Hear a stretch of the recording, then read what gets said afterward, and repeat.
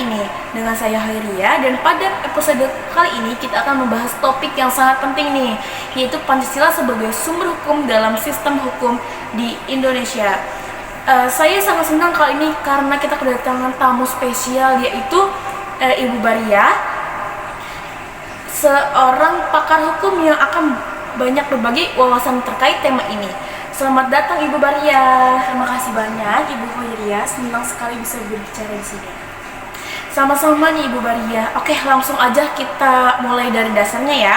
Banyak orang sudah familiar nih dengan Pancasila sebagai dasar hukum di Indonesia. Tetapi bagaimana menurut Ibu Baria Pancasila bisa dijadikan sebagai sumber hukum yang mengikat di Indonesia?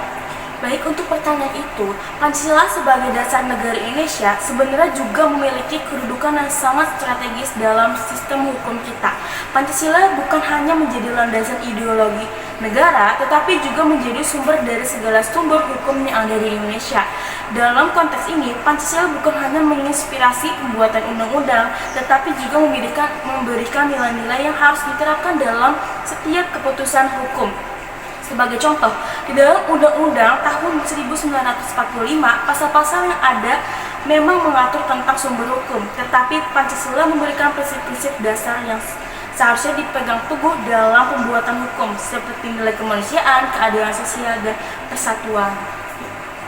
Wah, jadi Pancasila itu seharusnya menjadi semacam pedoman utama yang mengarahkan setiap hukum yang dibuat ya.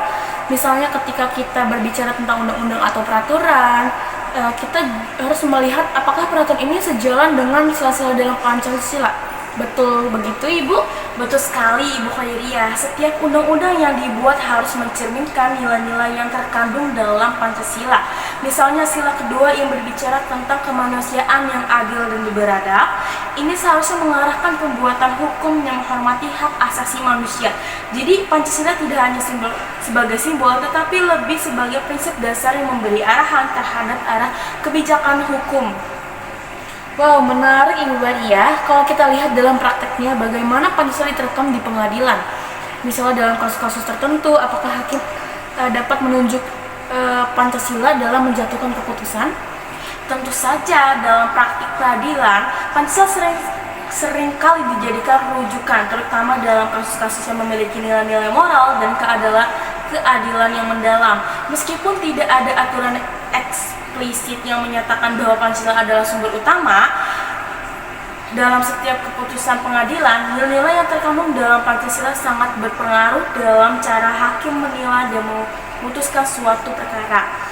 Misalnya, dalam sengketa hak asasi manusia, prinsip kemanusiaan dalam Pancasila dapat menjadi pedoman bagi hukum untuk membuat keputusan yang adil dan sesuai dengan martabat manusia.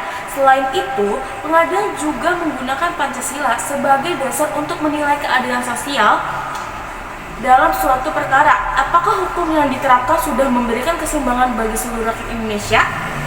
Jadi Pancasila memberikan warna yang mendalam terhadap proses peradilan itu sendiri ya Bu ya.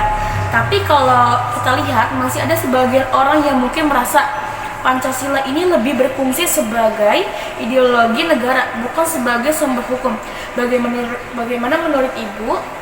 Saya rasa itu adalah pandangan yang masih cukup umum, Ibu Hairia. Memang, Pancasila seringkali lebih dipahami sebagai ideologi yang menjadi dasar negara, sementara peranannya sebagai sumber hukum tidak selalu begitu terlihat jelas. Namun, seiring berjalannya waktu, kesadaran akan pentingnya Pancasila dalam setiap aspek kehidupan, termasuk hukum, semakin meningkat.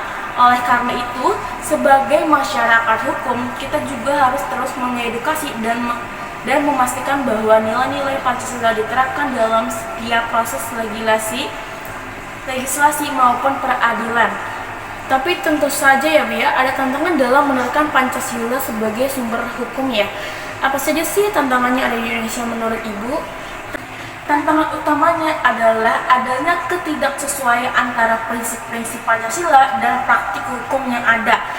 Misalnya, dalam beberapa kasus, kita masih sering melihat adanya ketimpangan atau ketidakadilan dalam peranan hukum yang bertentangan dengan nilai keadilan sosial yang terkandung dalam sila kelima Pancasila. Selain itu, perubahan zaman dan perkembangan masyarakat juga kadang membuat penafsiran terhadap nilai-nilai Pancasila menjadi semakin kompleks. Ada kalanya ada perbedaan pendapat dalam masyarakat mengenai bagaimana Pancasila seharusnya diterjemahkan dalam konteks hukum yang modern.